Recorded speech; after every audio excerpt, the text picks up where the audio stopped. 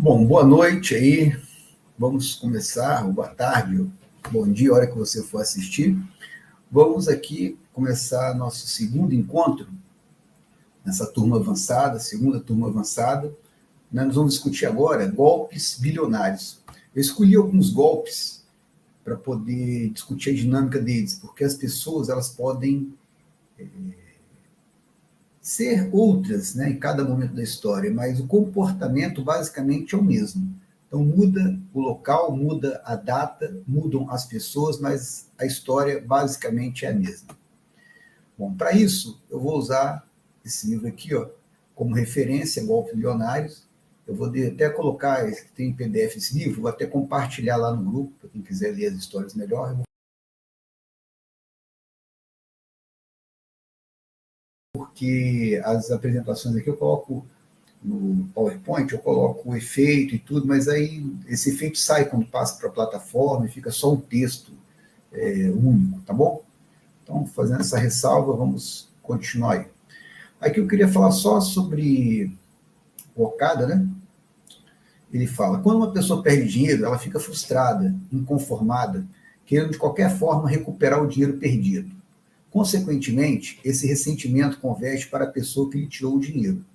O ódio, o ressentimento, o rancor das pessoas lesadas se acumulam no dinheiro, querendo-o de volta. Por isso, ele não permanece no cofre de quem o ganhou. Um dia ele é puxado e a pessoa termina sem nada. Então, isso aqui não está dando para ver, como eu falei, sai fora de formatação, quando está aqui na plataforma, mas é um texto chamado Dinheiro Mal Ganho, Dinheiro Mal Gasto, de Okada. Okada, esse japonês, né, que lá no básico eu já falei, que é a nossa referência, nasceu em 1882, falecido em 1955, e ele foi artista, ele foi museólogo, ele foi arquiteto, ele foi professor, ele foi agricultor, ele desenvolveu vários trabalhos em várias áreas. E o interessante é que ele teorizou, praticou e ensinou quando teve resultado, né? Então, eu acho muito interessante isso daí dele, isso que eu tenho como referência, não só na área de finanças, como na área de saúde, na área comportamental, ele deixou muita coisa interessante a ser estudada. Então, ele está falando aqui, no final das contas, né, ele trabalha muito com o lado também humano, vamos falar assim.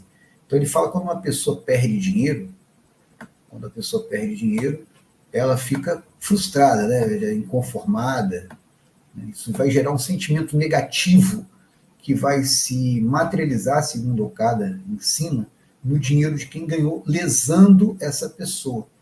Então, por isso, essa mágoa geralmente leva a pessoa que lesou a perder esse dinheiro, é um dinheiro de ódio, vamos dizer assim.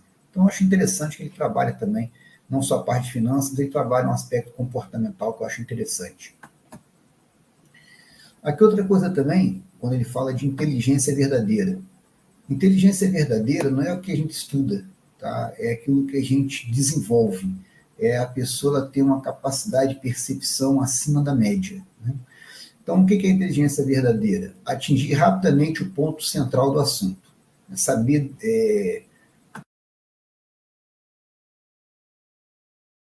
principal do que está se falando. Para isso, a prática do método de Okada, por isso a prática do método de saúde de Okada é um atalho. Então, com o tempo, com aprimoramento, com treino, você consegue chegar ao ponto central do assunto.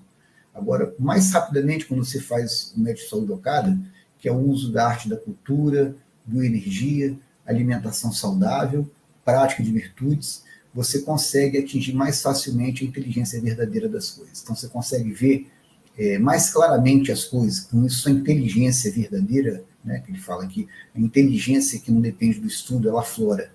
Você se torna uma pessoa mais perspicaz, uma pessoa que consegue ver o nó das coisas e desatá-lo, consequentemente, mais fácil, né? E aqui eu acho interessante uma frase dele: como posso realizar algo grandioso se sou enganado? Então ele mostra essa questão da sagacidade, né?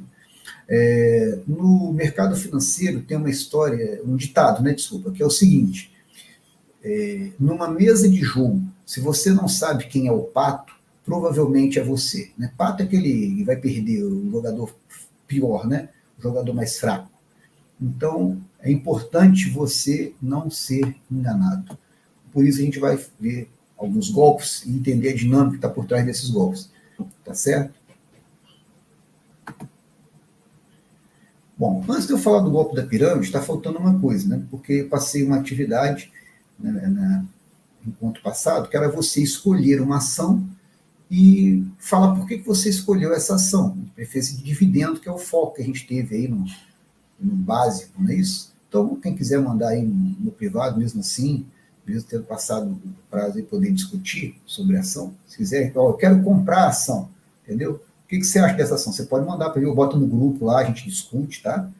E quem já tem ações também pode colocar no grupo, a gente poder discutir, que a ideia é a gente se ajudar nessa caminhada rumo ao investimento. Então, já dei a base inicialmente, como escolher a ação, eu revisei no encontro passado, tá? E a ideia é que vocês estejam praticando, tá? Então, eu vou fazer a questão de golpe, mas o ponto central nosso é a carteira previdenciária de ações.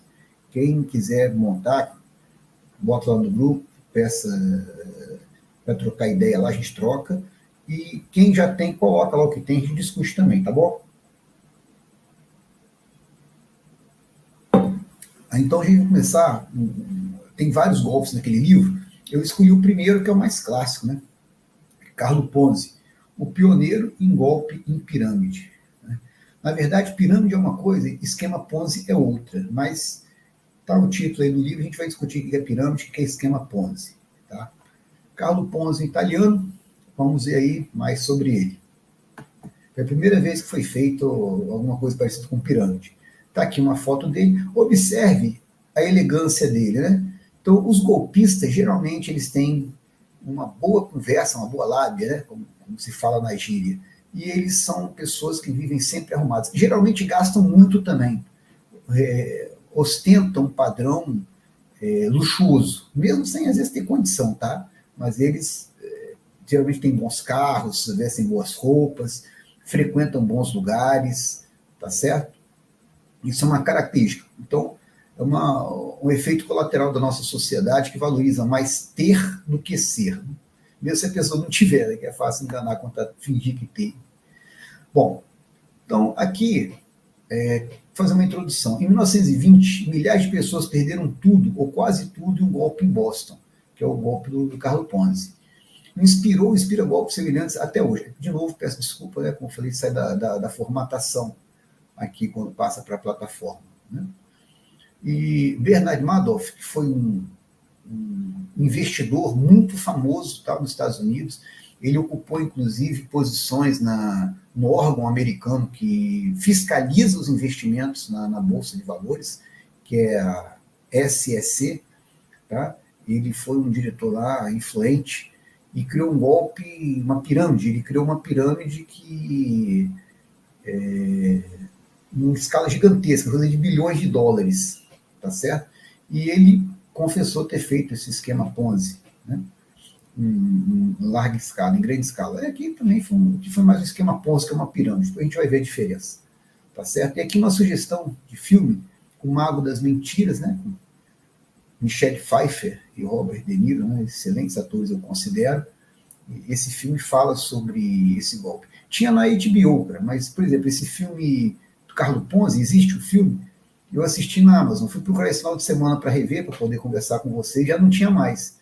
Muda, sai das plataformas, enfim, né? Eu dou a sugestão do filme, vocês veem aí, vocês acham nas plataformas ou nos streams alternativos, seja como for. Como é que foi o esquema Ponzi? Então, Ponzi nasceu em 1882, faleceu em 1949 aqui no Brasil, uma coincidência, vocês vão ver depois.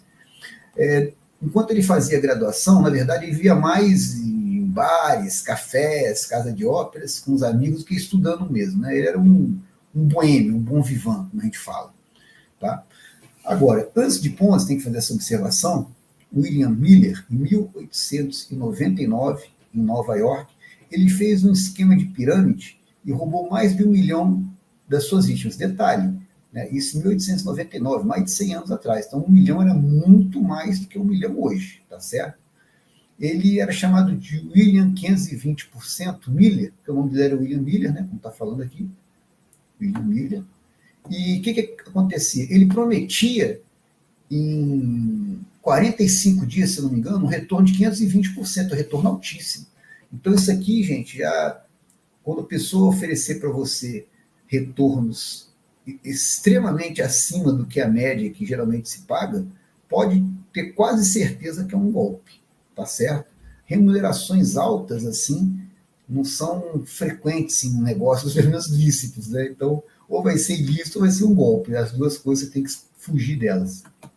Então, já tinha havido um esquema parecido com pirâmide antes desse William Miller. Tá? Em 1903, o Ponzi chega aos Estados Unidos, né, em Boston, e ele perdeu essas economias jogando, né, durante a travessia. Então, você já vê que não era um investidor, ele era um jogador. Ele começou a trabalhar como lavador de praça e dormir no próprio emprego, né, no chão do próprio trabalho. Só que o que acontece? Ele chegou a ser promovido para garçom, mas ele começou a dar troco errado, né, fazer pequenos soldos e dava o troco errado de propósito. Ele roubava, né, no troco. Então ele foi mandado embora do emprego dele. Então mal ele chegou, já estava arrumando encrenca já. Então você vê que era da índole dele, né, ser jogador, né, perdeu esse comer jogando, e também ele era uma pessoa desonesta. Em 1907 ele foi para o Canadá, né, foi para Montreal. Ele trabalhou como assistente de caixa no Banco Zarossi, tá certo? Era um banco recém-aberto. Ele pagava 6% de juros para seus depositantes. Antigamente, quando você colocava o dinheiro no banco, até um passado recente, tá, que saiu em 1907, mas até a década de 50, aqui no Brasil, se eu não me engano, 60, como você colocava dinheiro no banco e deixava parado, ele te remunerava, o banco tradicional. Hoje parece que tem essa opção nos bancos digitais, né? Nas fintechs. Você deixa o dinheiro lá e te remunera esse dinheiro parado. Mas todo banco fazia isso daí, né? Você deixava o dinheiro lá e ele te remunerava, né? E esse banco de Zarossi, ele pagava 6% de juros, né, que era o dobro do normal da época. Lembrando que nós estamos falando do Canadá, né? Então, países europeus, Estados Unidos, você tem aí, no caso, estende para o Canadá, né? Você tem aí inflação de 1%, 2% ao ano. Então, você tem aí 2% de remuneração, geralmente 1% de remuneração que se dá uma renda fixa num país desse, dito desenvolvido, tá certo? Então, falar aí que você tem 6% de retorno é muita coisa, tá? Então, era o dobro que se pagava na época, em média, que era 3%, ele estava pagando o dobro, 6%. Aí o Ponzi, trabalhando nesse banco, ele descobriu que havia inadimplência nos empréstimos imobiliários, tá? Ou seja, não estava havendo pagamento nos empréstimos que eram feitos para comprar imóveis, né? Esse Zarossi, ele pagava os excelentes juros com depósito de novos clientes. Então, isso aqui era um esquema Ponzi. A pessoa entrava e ele remunerava essa pessoa com o dinheiro de quem já tinha entrado. Essa é a diferença para a pirâmide. Na pirâmide, para você ganhar dinheiro, mais pessoas entram para quem entrou ganhar. No esquema Ponzi, tá, o que acontece? Uma pessoa ganha o dinheiro. As pessoas entram na expectativa de lucrarem, tá certo? Algumas pessoas até saem, pegam o dinheiro que elas colocaram com lucro e saem. Mas quem cria o esquema é que vai se beneficiar do dinheiro, é o principal beneficiário. Outros podem até se beneficiar. Na pirâmide, quem começa com certeza se beneficia e quem vai logo depois entrando vai se beneficiando até o momento que acaba a pirâmide, ela fale, tá certo? Então, essa é a diferença de pirâmide e esquema Ponzi. O banco faliu, né, como era esperado, esse Zarossi fugiu para o México, levou grande parte do dinheiro, né, que na verdade já estava dando golpe mesmo. O Ponzi, ele continuou no Canadá, ele ficou morando na casa desse Zarossi aqui, cara. Que figura, né? Eu tinha vontade de conhecer esse Ponzi aqui, se ele fosse vivo, eu gostaria muito de bater um papo com ele. Ele foi morar na casa desse Zarossi, entendeu? Continuou morando lá. E aí, ele foi preso por falsificar um cheque de pequeno valor, onde ele teve que depois ir para os Estados Unidos, acabou voltando para os Estados Unidos, né? Em 1911, né, 4 anos depois que ele chegou lá no Canadá, ele realizou seu desejo, voltou para o Brasil, ele tinha vontade de voltar, né? Aí ele começou a atravessar italianos do Canadá para o Zeú ilegalmente, ia cobrar, né, para fazer essa travessia, esse coiote. Aí foi preso, foi condenado a 2 anos de cadeia, né, por fazer essa travessia ilegal. Aí, na penitenciária, ele conheceu Charles Morse, tá bom? Que foi um camarada já, ele era milionário, já dava grandes golpes. Então, acontece o quê? Que ele aprendeu muito com esse Charles Morse aqui. Ele já era um cara desonesto, né, o Ponzi, e aprendeu, fez aqui, eu até coloquei aqui, entre parênteses aqui, Academia do Crime, foi para a cadeia aprender a ser pior do que ele já era. Ele até tentou trabalhar honestamente, vamos ser sinceros, tá? Vamos ser honestos. Ele fundou uma empresa de venda de anúncios, né? Que antigamente os jornais tinham anúncio, então ele criou uma empresa que fazia intermediação desses anúncios com os jornais, e ele ganhava, né, pelo anúncio que ele conseguisse, o jornal pagava a ele. Só que ele conseguiu muitos anúncios e acabou falindo, não deu certo. Né? Mas na época ele recebeu, a empresa do Ponce recebeu uma carta da Espanha que lhe deu uma grande ideia. Qual a ideia? Veja só. No envelope recebido havia o cupom resposta. O que é isso? É porque a empresa lá da Espanha, ela tinha interesse, né, de negociar com o Ponzi, então mandou uma carta e mandou, é como se fosse o selo, para ele poder responder, né? Porque eles pagavam para mandar carta, antigamente existia isso, uma coisa chamada carta, você escrevia, cartão, papel, colocava no envelope, aí você pagava no correio para enviar a carta. Como a Espanha queria a resposta do Ponzi, eles colocaram o cupom resposta, como se fosse o selo, para ele poder responder. Como são países diferentes, então não era selo, era um cupom resposta. Ele ia trocar por um selo americano, tá certo? Então tinha um valor, cupom resposta, e ele tinha que trocar, né, dava o cupom resposta lá no correio americano para trocar por um selo para poder enviar para a Espanha a resposta. Né?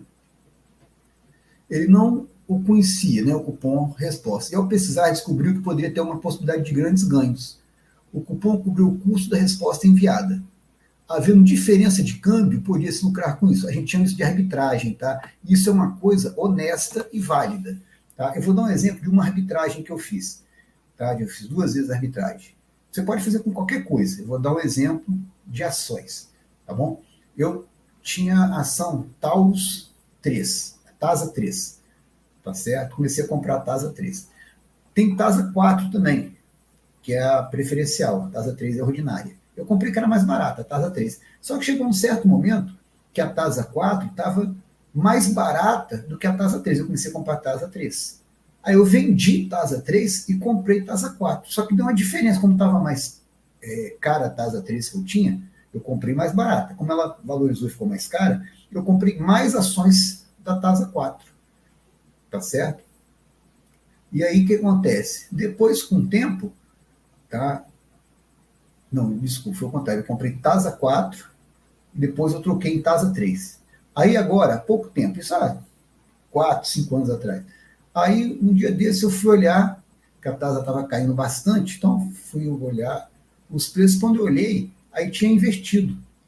Aí tinha quase R$ 1 de diferença da TASA 3 para a TASA 4. Eu comprei TASA 4, troquei em TASA 3, ganhei na quantidade de ações. Aí agora eu vendi TASA 3, comprei TASA 4 novamente, ganhei uma boa quantidade de ações também na diferença, que era quase R$ 1. Isso é arbitragem. Você pega a mesma coisa em locais diferentes, com preços diferentes, você compra mais barato e vende mais caro. Tá bom? E lucra na diferença. Tá? Então ele pensou em fazer essa arbitragem. Como o preço do selo da Espanha, como dos Estados Unidos, era diferente, então ele podia lucrar com essa diferença aí. Tá? Aí ele fala, como a lira havia se desvalorizado muito ao fim da Primeira Guerra, a possibilidade era de altos lucros, né, que o dólar estava valendo muito mais do que a lira. Então, por exemplo, você pegar um selo igual a 1, tá, um selo em lira igual a um selo em dólar, mas o selo em dólar vai valer mais. Então você vai vender o selo em dólar e ganha a diferença do selo em lira que você comprou. Isso é arbitragem e é honesto. Aqui está um cupom resposta que pesquisei na internet, vou mostrar para vocês. Você trocaria isso aí pelo seu, né? Poder enviar. A ideia, dólares. Manda dólares para a Itália. Compra cupons. Manda para os Estados Unidos. Troca por cupom americano, troca por dólares. Então você ia ganhar com essa troca, porque a lira está valendo menos que dólar. Então você ia conseguir lucrar bastante com essa diferença. E como eu coloquei aqui, isso era legal e continua legal. Eu vou fazer, chama arbitragem. Né? E o Ponzi era um camarada de boa conversa. A ideia era boa, tá? A ideia era muito boa, tá certo? Isso aqui é uma coisa que qualquer investidor, isso aqui não é conto da carochinha, isso aqui não é conto de fada, não. Então, alguém explica isso daqui para o investidor, mesmo uma pessoa sofisticada, ele vai ver que a ideia é correta. Se vale a pena fazer isso, é outra coisa, a gente vai ver no final isso. Se vale a pena financeiramente, é outra coisa, mas no papel é bem sensato ganhar dinheiro dessa maneira. Bom, Ponzi conseguia conversar com pobre e com rico, então ele conseguia explicar esse esquema aqui, até por ser uma coisa bem construída, ele podia explicar para um investidor sofisticado, e para o pobre, cara, é só falar, você vai ganhar muito dinheiro, ó, a pessoa não entende muito, então é só, ó, nós vamos comprar na Itália, trocar nos Estados Unidos e ganhar dinheiro, e que era fácil convencer o pobre. Seu esquema era fácil de explicar para gente simples e complexo bastante para experientes em dinheiro. Então atendia as duas camadas de pessoas, né? Bom, o popular Ponzi convidou amigos, aqui eu coloquei, isso aqui é observação minha, tá? Convidou amigos e parceiros de negócio para investir. Na verdade, chamando para o golpe, já sabia, né? No início, até ele pensou que pudesse funcionar, mas depois ele, em nenhum momento, ele avisou esses ditos amigos dele que o negócio estava ruindo, tá certo? Isso eu coloquei aqui entre parênteses, não pode ser, para desse não pode ter amigo, né? Ele tem conhecidos. Né? E aí, olha só, aqui está um absurdo, prometeu 50% de retorno, cara. Ninguém pode prometer uma rentabilidade dessa, e muito menos em 45 dias, né? Fosse 50% aí em 3 anos, já seria uma coisa boa, factível, mas boa. 50% em 45 dias é muita coisa. Ó, 360% no ano, cara, é um lucro absurdo. Isso aqui, cara, é para você fugir em promessas dessas. E até hoje essas promessas existem. Tá? Eu mesmo, quando eu comecei a investir, aí me falaram no grupo que investia em criptomoeda e tal, falei, deixa eu ver, quero aprender um pouco mais. Aí quando entrei lá, logo no inbox, mandaram para mim mensagem, oferecendo investimento que pagava 8% ao mês, 96% ao ano, bem menos que isso aqui, né? Eu já não aceitei, falei, isso é golpe, porque ninguém pode, 8% ao mês é uma rentabilidade muito alta, tá certo, 96% ao ano é muita coisa, e ninguém pode garantir uma rentabilidade dessa. Então, eu nem dei mais conversa para o cara, bloqueei, tchau. Tá? E aqui o interessante é o nome da firma, né? Securities Exchange Company. É companhia de comércio de seguros, né? Então, putz, brincadeira, né? Os rumores sobre o investimento espetacular espalhou-se de boca em boca rapidamente como notícia ruim. Tá? Imagina que não tinha internet, né? Foi a observação que eu fiz aqui. Então, isso aqui era de boca em boca, não tinha, porque nem internet, nem televisão na época. Né? A televisão foi na década de 30 que ela foi criada, então era o rádio, que era o grande fenômeno de massa, e ele não anunciou em rádio, então foi mesmo de boca em boca, propaganda de boca em boca entre as pessoas. Você imagina só. As pessoas confiavam em Ponzi e nem checaram o negócio. Como eu falei também, no cara de boa conversa, boa pinta, tá? Isso ajudava essa questão da confiança aqui. Ó. O golpista, ele geralmente usa esses artimanhos. Ele contratou dezenas e depois centenas de vendedores. Aí aqui não, que ele massificou, ele pagava comissão, né? Então você cuidado com pessoas que vendem investimento, porque essas pessoas ganham para te vender esse investimento. Os meus investidores realmente lucraram bastante, atraindo mais gente. Então, sempre é assim. Tá? Na verdade, isso aqui já é mais até um esquema de, parece muito, se confunde muito com pirâmide, que a pirâmide é isso. No início, todo mundo tem lucro, é maravilhoso. Tem gente até que fala, vamos entrar, é pirâmide, mas a gente no início a gente ganha. Tá? Eu, cara, acho isso aí totalmente desonesto também, porque, igual falou, nada ligou para mim. Tipo assim, eles pegam a agenda e vão ligando para todo mundo. Uma pessoa que eu conheci, que eu não tinha nem amizade. Aí ele pegou e me chamou para um investimento. Ela falou, cara, isso é pirâmide, hein, cara? Sai disso. Eu, uma inocência falando com ele. Ele, não, mas vamos aproveitar que está começando. Quer dizer, ele sabia que era pirâmide. Vamos aproveitar que está no início para a gente ganhar dinheiro. Eu falei, pô, você tem cara de pau de me ligar para oferecer um negócio desse aí. Às vezes eu vou chamar um amigo meu, uma porcaria dessa, um conhecido meu, para queimar o filme, cara. Pô, sai fora disso aí. Tá? Mas, enfim, mas tem gente que faz isso. Vamos entrar logo no início, a gente ganha, depois a gente sai e tem lucro. Eu conheço, tenho um conhecido que ele reformou a casa dele toda, uma grana, cara, uma pirâmide. Ele entrou e saiu logo. Cara, mas eu, em primeiro lugar, porque pode ser que você acabou de entrar e não seja tanto início assim e você perca dinheiro. Segunda coisa, ganhar dinheiro desse jeito para mim é um roubo, cara. Entendeu? Se eu sei que o negócio é desonesto, ganhar dinheiro assim para mim é roubar. Mas fica só observação, cada um tem seu valor, cara, então cada um pensa do jeito que quiser. Eu estou fora de qualquer pirâmide, nem chego perto, não me interessa ganhar dinheiro com pirâmide, não. Alguns investidores, poucos, eram ricos, mas a maioria era de pessoas que lutavam para viver, mesmo pessoas próximas da linha da pobreza, tá bom? Eu até botei miséria, pouca bobagem, o cara não teve dó de roubar de miserável, velho. Entendeu? O cara que sonhava em melhorar a vida e foi toda a esperança que tinha, colocou o dinheiro lá. Tá? Então, não cria esperança, cria gado. Né? Não cria expectativa, cria gado. É um ditado que eu vi um dia desses, achei muito bacana. Né? E Ponzi era chamado de mago das finanças, porque no início as pessoas pensavam que ele estava dando resultado. Né? Ele começou a ostentar um padrão de milionário para a época, então o cara está se dando bem. Né? De novo, julgar a aparência. Né? A gente erra bastante nisso. Em alguns meses passou do anonimato para o status de milionário aclamado. Eu até botei valores da sociedade, né, que eu comecei a comentar.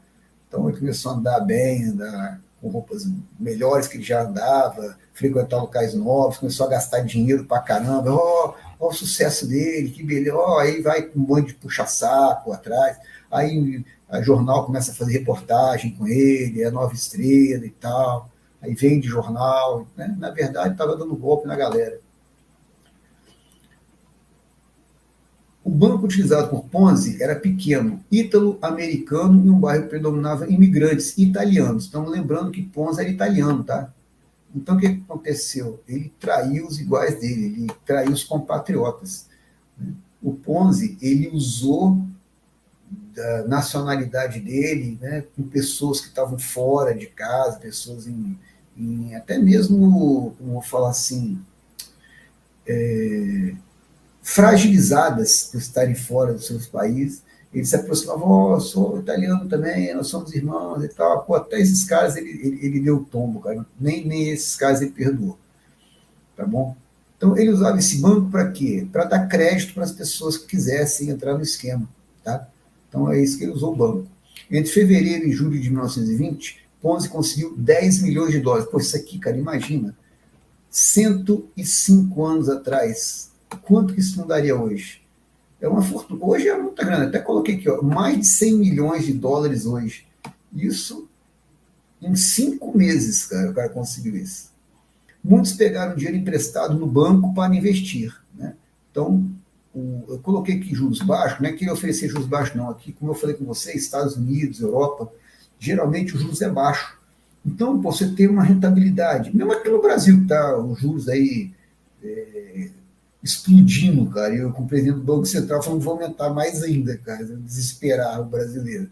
Então, você imagina, está 15% ao ano os juros no Brasil. O cara falou que em 45 dias te dava 520%, né? 530%. Vou voltar aqui só para ver.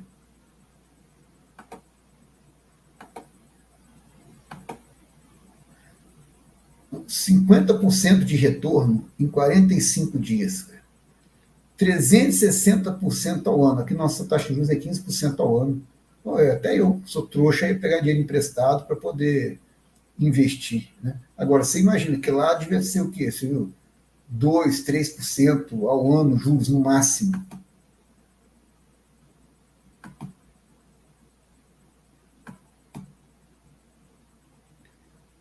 Outros usaram as economias para a velhice. Então, países onde você não tem a previdência social, é comum as pessoas fazerem o quê? Elas guardarem para a aposentadoria delas, né?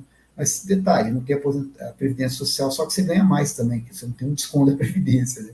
Você ganha muito mais que o lugar que tem a previdência. Então é comum as pessoas, elas mesmas fazerem a poupança delas para o futuro. Aqui não foi diferente, muitos usaram suas economias para a velhice. Naquele esquema do Madoff, muitos fundos de pensão investiram com o Madoff e perderam tudo, cara, infelizmente. Tá certo? Pessoas que estavam investindo na economia para a aposentadoria delas. A maior parte, quem teve lucro no início, reinvestiu. Desculpa. Isso é uma coisa interessante, né? E a pessoa começa a ver o dinheiro, cresce a ganância, vai e investe mais. Né? Então, aqui a gente faz o primeiro semestre. Aqui eu estou mostrando uma pirâmide, né? E aqui. O esquema de pirâmide são sustentáveis conforme podemos ver na ilustração. Então, sendo o primeiro nível, aqui entra 6 pessoas, no segundo nível precisa de 36 pessoas, né, que entra, precisa de 6 pessoas no primeiro nível para funcionar. No segundo nível, 36 pessoas, você vai evoluindo a pirâmide. Chega numa parte aqui, vai ser mais que a população do Brasil, ó. Tá? Chega aqui no nível 13, mais que a população do mundo. A população do mundo é 7 bilhões de pessoas, aqui tem 13 bilhões. Precisam de 13 bilhões para poder continuar funcionando. Tá bom? Então, esse esquema de pirâmide, o esquema Ponzi parece muito com o esquema da pirâmide. A pirâmide saiu do esquema Ponzi. Né? Então, é por isso que é insustentável. Tá? Por isso que é um golpe. Quando você monta um esquema desse, você já sabe que não tem sustentação. Então, é um golpe.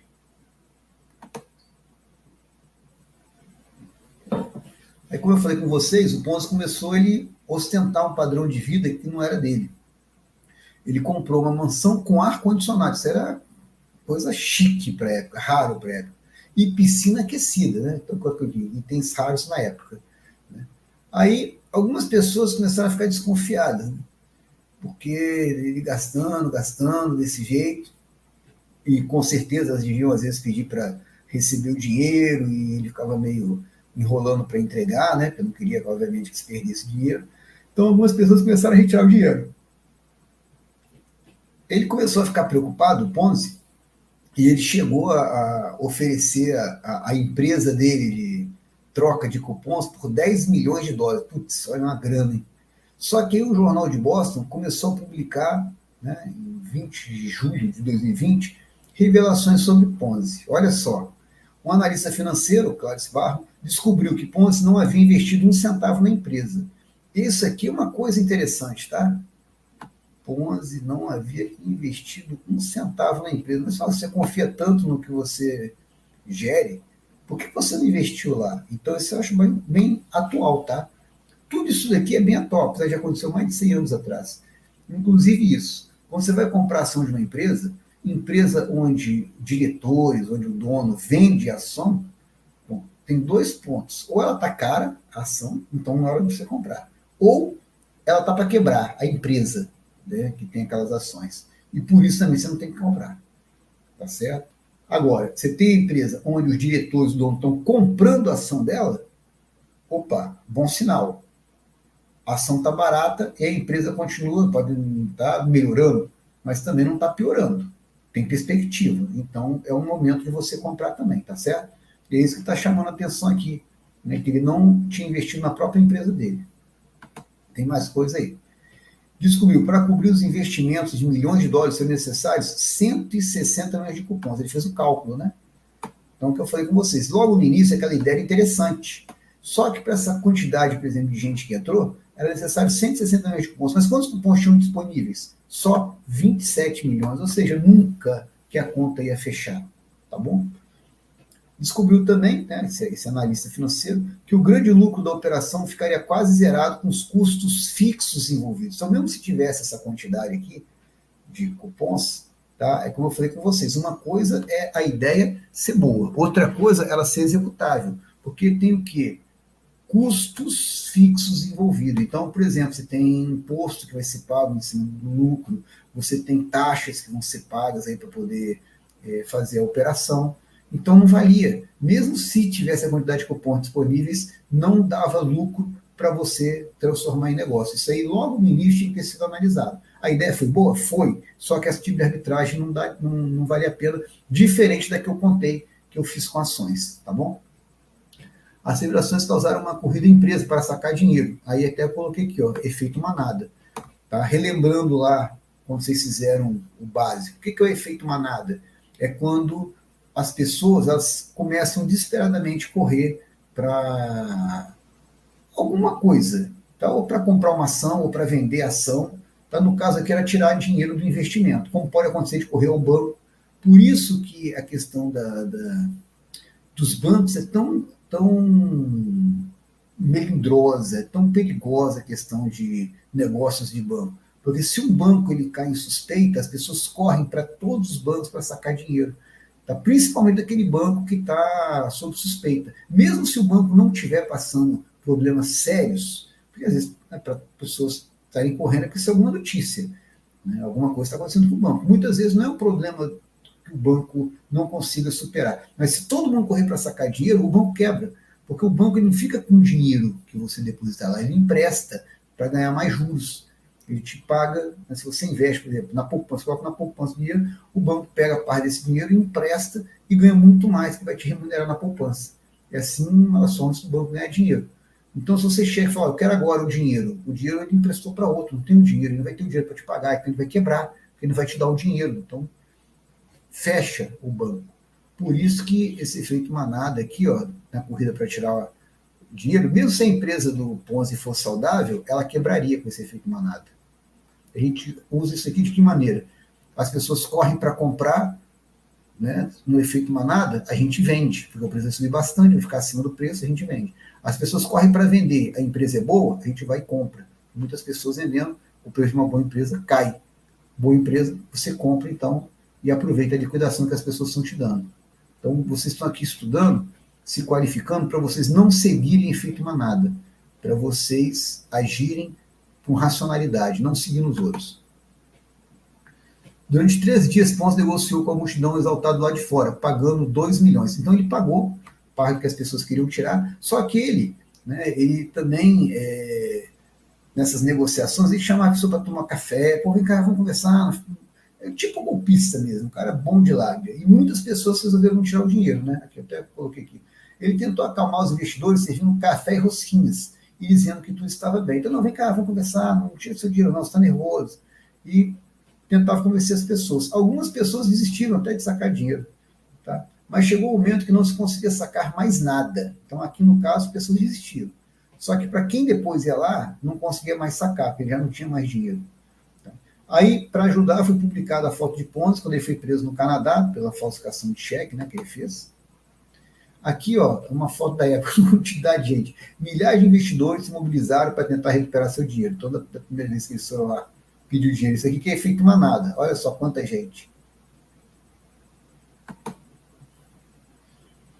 Aí, em Boston, o que apareceu? Um gráfico perdeu $4.600. Pô, lembrando, isso aqui tem mais de 100 anos. Isso aqui é grana pra caramba para a época. Que seria para comprar a casa dos sonhos dele, né? Que ele pegou e investiu esse dinheiro lá no esquema do Ponzi. Uma mulher perdeu a hipoteca da casa, de 8 mil. Então, lá nos Estados Unidos, né, é muito comum você pegar dinheiro e colocar a casa como garantia. Então, se chama hipoteca. Tá certo? E aí você vê, 8 mil para a época era dinheiro para desgramar, né?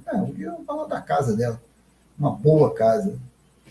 O novo diretor de comunicação da firma disse que Ponzi era um idiota financeiro, que o Ponzi contratou, né, um diretor de comunicação para tentar melhorar, né, a imagem da empresa. O cara falou, é um idiota financeiro. Ele saiu, ele não ficou na empresa, saiu e fez essa afirmação. E, por fim, 2/8, poucos meses depois dele ficar milionário, ele estava falido. Aí, em 10/8, a Polícia Federal lá dos Estados Unidos fechou o escritório de Ponzi. O Banco de Boston faliu. Né? Eu falei, efeito manada. Então, o banco que ele estava financiando as compras, as pessoas correram para sacar dinheiro e faliu. Ponzi confessou à justiça dever $4 milhões. Ele virou para o policial que estava do lado e falou, está bem, sou seu prisioneiro. Assumiu que estava devendo mesmo e que não tinha como pagar. Cerca de 17 mil pessoas investiram com Ponzi. Olha só, 17 mil pessoas. De novo, para a época, a população americana já é muito maior que naquela época, que proporcionalmente era muita gente. Muitos infelizes acreditaram em Ponzi até o fim. Eles, mesmo sabendo que tinha sido um golpe, eles acreditaram que o Ponzi ia pagar. Vocês vão ver que foi nefasta essa postura deles. O governo pegou os títulos de investimento das vítimas para tentar ressarci-las. Muitos investidores, acreditando em Ponzi, não os entregaram e perderam tudo. Olha que tristeza. Quem entregou, né, o título de investimento do governo recebeu 30% que havia investido. Então, cada R$100 que investiu, recebeu 30. Perdeu 70. E teve gente que perdeu tudo. Pessoas, não, ele vai pagar, ele falou que vai pagar, coitado dessas pessoas aqui, cara, que tristeza. E o Pons foi condenado a 5 anos de prisão e depois mais 7. É o que coloquei pego para Cristo, é porque deu muita repercussão na imprensa. Então, claro, ele tinha que ser condenado, ele cometeu um crime. Só que por causa dessa repercussão, eles foram e meteram mais 7 anos nele. Está aqui, foto dele preso, né? É 1920 aqui.